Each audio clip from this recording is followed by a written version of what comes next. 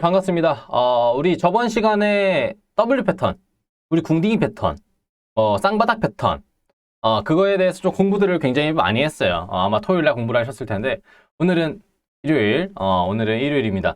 추석 연휴 좀 잘 보내고 계실 거라 생각하고요. 뭐 어디 돌아다니시면서 아마 제 영상을 보고 계실 것 같습니다. 오늘은 삼각수렴에 대한 얘기를 좀 해보도록 할 거예요.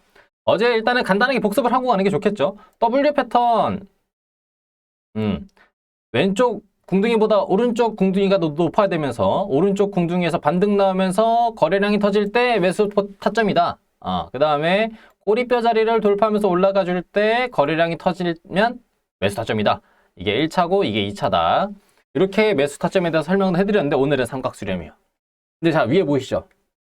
삼각수렴, 백신 삼각수렴이 있고요. 상승 삼각수렴이 있고요. 하락 삼각수렴이 있어요. 아따, W 패턴 하나만 있으면 됐었는데 오늘은 왜 또 3개야? 하시는 분들이 있죠. 비슷비슷합니다. 비슷비슷해요.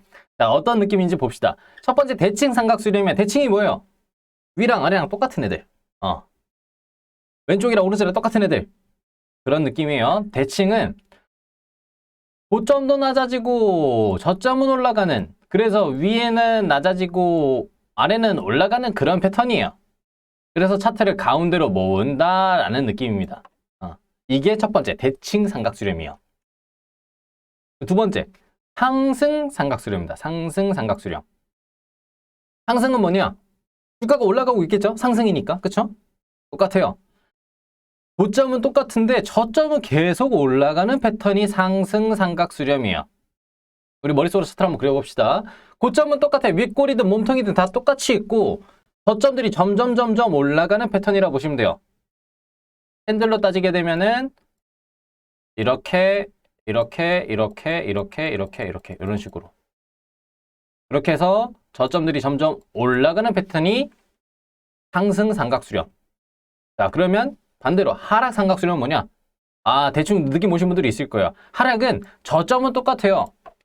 근데 고점은 점점 낮아져요. 그래서 위에서 아래로 모아주는 차트. 캔들로 들어가게 되면은 캔들이 이런 식으로 점점 작아지는 패턴. 이렇게 움직이는 게 삼각수렴. 자, 오늘은 이 3개의 삼각수렴에 대해서 좀 알아보는 시간들을 가져보도록 할 거예요. 자, 삼각수렴, 우리 안 그래도 매수 타점이 중요하겠죠. 그리고 매도 타점도 중요하겠죠. 그래서 매수와 매도 타점들에 대해서 알아보도록 할 겁니다. 일단 첫 번째, 대칭 삼각수렴부터 보도록 할게요. 대칭 삼각수렴은 제가 실시간 스캘핑 방송을 진행할 때에도 자주 사용하는 기법이고, 보통 대칭 삼각수렴을 제가 만났을 때는 어떤 얘기를 많이 하냐? 이 자리는 배팅 자리로 봅시다 라고 얘기를 해요. 왜 그럴까요? 자, 대칭 삼각수렴은 위든 아래든 정해진 방향이 말하는 게 없어요. 처음에. 왜? 위, 아래 차트를 같이 모아주니까. 이렇게. 그래서 위든 아래든 방향이 아주 세게 갈려요. 여기서 기대감이 있던 것만큼 주가가 올라가기 싫으면 급등 나와서 보통 막 VI를 가기도 하고요. 또는 급등이 나와서 3, 4%, 4, 5%가 올라가게 돼요. 분봉으로 따졌을 때. 일봉으로 따지게 되면 더 많이 올라가기도 하고. 반대로 하락이 나오면서 실망 매물이 나오기 시작한다면 주가가 크게 빠지기도 해요. 그래서 타점 자체는 두 가지로 나뉘어요. 하나, 배팅. 우리가 차트가 모아지기 시작을 할 때 이 가운데 차트가 많이 모아지기 시작했다고 한다면 여기서 타점을 잡는 거예요. 가운데로 모아지기 시작할 때. 보통 모아지기 시작할 때 가운데 선 하나를 그릴 수가 있어요. 이런 식으로. 그 가격대를 기준단가라고 생각하시면 됩니다. 내가 위든 아래든 선을 그어버려서 모여지는 지점에다가 가로선 하나 그으면 이런 식으로 기준가가 잡히게 됩니다. 그래서 이 자리는 배팅 자리. 손절단가는 이 아랫변 자리, 아랫변 저점 자리를 이탈할 때 바로 손절이고요. 고점 자리를 뚫어줄 때는 홀딩하면서 전에 있던 요 고점 자리를 최대 목표가로 잡고 들어가시면 됩니다. 자, 윤쌤 선으로 보니까 뭔가 조금 어려운 것 같아요. 혹시 안에 캔들 좀 그려줄 수 있나요? 자, 캔들 한번 그려봅시다. 양봉으로 주가가 올라가고 음봉으로 주가가 양봉으로 올라가고, 잠깐만. 됐어. 양봉으로 올라가고 음봉으로 내려오고 다시 양봉으로 올라가고 음봉으로 내려오고 양봉으로 올라가고 어렵네요. 음봉으로 내려오고 이렇게 되면 어떤 패턴인지 대충 눈에 좀 들어오시나요? 가운데로 모아주는 삼각수렴. 이렇게 해서 고점 자리랑 저점 자리를 선으로 연결시켜서 가운데에다가 선을 하나 띡 그어 놓으면 그게 내 첫 번째 매수 타점이다. 어떤 자리? 배팅 자리. 그래서 손절 단가는 아래에 있는 이 자리가 손절 단가가 되는 거고 익절 자리, 내가 앞으로 더 끌고 갈 때는 여기 뚫어주고 올라가 줄 때, 이 자리를 뚫어주고 올라가 줄 때를 보통 끌고 가는 자리로 보고 익절 자리를 여기로 본다. 이제 그러면 어쨌든 주가가 위든 아래든 빠질 수가 있기 때문에 내가 어느 정도 손실을 감안을 해야 되잖아요. 만약에 손실을 안 본다는 가정하에 최대한 손실을 안 보려면 어떤 타점을 잡는 게 좀 더 유리할까요? 라고 한다면 어떤 타점을 잡을 수 있을까요? 우리가 기본적으로 타점을 잡을 때는 돌파 자리라는 게 있어요. 즉 여기 있는 윗변 자리를 뚫어주고 올라가주는 양봉이 서줄 때, 요 양봉이 서줄 때를 내가 매수 타점으로 잡으면 조금 더 여기 있는 고점 자리까지 내가 편안하게 끌고 갈 수 있다. 그래서 여기를 최대 익절 자리로 잡고요. 일봉이든 분봉이든 밀어주다가 거래량이 멈추거나 아니면은 투매성 물량들 많이 올라와서 빨리 차익 실현해야겠다 하는 물량들이 나오기 시작하면 그때 그냥 같이 빠져나오시는 게 조금 더 안전하기도 해요. 따라서 타점은 두 가지가 있다. 가운데로 모아줄 때 첫 번째, 뚫어주고 올라가줄 때 두 번째. 윤쌤, 생각보다 이 삼각수렴은 되게 쉬운데요? 차트 모아주는 애들 보면 되잖아요. 그쵸? 자, 이 자리를 참고하시면 되고, 자, 여기서 많이들 실수하는 것들 중에 하나가 우리 삼각수렴이랑 비슷한 차트가 하나가 있어요. 어떤 차트냐? 박스권. 박스권이랑 헷갈려요. 자, 박스권이랑 이 삼각수렴이랑 차이를 한번 보도록 합시다. 삼각수렴은 이렇게 모아주는 차트죠. 박스권은 고점과 저점이 똑같은 차트예요. 즉 여기서 반등 자리들이 잘 나오게 되어 있고요. 전반적인 추세로 본다면 이런 식으로 움직이는 애들이고, 모아준 애들은 점점 우로 시간이 지나면 지날수록 모아져요. 그래서 등락폭이 점점 줄어듭니다. 박스권은 고점 자리를 계속 지속적인 터치, 저점 자리를 터치해주는 느낌들이 나오게 되고 달라요. 그래서 이거 두 개를 구분을 하셔야 된다. 이것만 구분할 줄 알아도 포인트 잡기 쉬우실 거예요. 자, 이렇게 해서 첫 번째 우리 아주 쉬운 대칭 삼각에 대해서 알아봤어요. 두 번째는 뭘까? 위에 올라와 있죠. 상승 삼각수렴. 차트를 위로 점점 모아주는 차트예요. 자, 한번 생각해 보도록 할게요. 차트를 점점 위로 모아준다. 과연 앞으로 주가의 방향은 어떻게 될까? 한번 잠깐 영상을 정지시키고 머릿속으로 한번 생각해보는 시간을 드리도록 할게요. 5초만 생각해 보시기 바랍니다. 자, 아마 멈추고 다들 고민을 하고 오셨을 것 같아요. 자, 보면은 삼각수렴, 대칭형 삼각수렴, 상승 삼각수렴은 저점이 점점 올라가고 고점은 고점은 똑같은 차트예요. 고점은 똑같고 저점 점점 올라가는. 이런 패턴들이 보통 어떻게 가냐? 많이들 하락으로 갔어요. 언제? 이게 중요해요. 언제? 코로나 이전에. 코로나 이전에는 얘네가 다시 빼버리는 패턴으로 많이 갔어요. 근데 우리 개인들이 이런 패턴에 대해서 너무 많이 알다 보니까 최근에 약간 변형이 돼 버렸어요. 패턴이 유행을 타기 시작합니다. 많이 바뀌었어요. 어떤 패턴으로 가냐 요새? 아니 요 삼각수렴이 나오고 나서 빠질 줄 알았더니 올라가 버린 차트가 많이 나와요 요새는. 오늘 기준 2021년도 9월 14일입니다. 코로나 이전과 이후로 패턴이 좀 바뀌었어요. 그래서 원래는 기본적으로 이 친구가 빠졌던 패턴들이 많이 나와줬었는데 이제는 올라가는 패턴으로 많이 나오게 된다. 얼마나?